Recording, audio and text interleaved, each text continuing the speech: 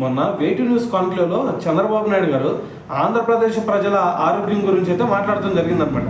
అయితే దీని గురించి ఆయన ఏమంటున్నారు అంటే, మీరు ఎప్పుడైనా ఒకటి అర్థం చేసుకోండి, ఆదాయాన్ని పక్కన పెట్టేస్తే నెక్స్ట్ మీకు ఏదైనా సరే మీ లైఫ్లో ఇంపార్టెంట్ థింగ్ ఏదైనా ఉందా అంటే అది మీ ఆరోగ్యం మాత్రమే.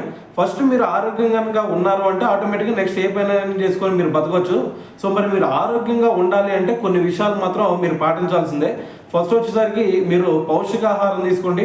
సో దాని తర్వాత రోజుకు వచ్చేసరికి మరి వ్యాయామం తప్పనిసరి.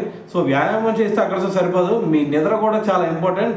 సో మీరు ఎంత వీలైతే అంత తొందరగా మరి మీరు నిద్రించడానికి ట్రై చేయండి. సో దాని తర్వాత మార్నింగ్ ఎర్లీగా లేచారంటే ఆటోమేటిక్గా మీరు ఇంకా ఉత్తేజంగా వర్క్ చేస్తూ ఉంటారు.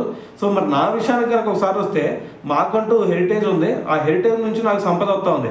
సో మరి అటువంటి సంపద వచ్చేటప్పుడు నాకు ఇంకే టెన్షన్స్ ఉంటాయి, ఇంకే టెన్షన్స్ ఉండవు కదా.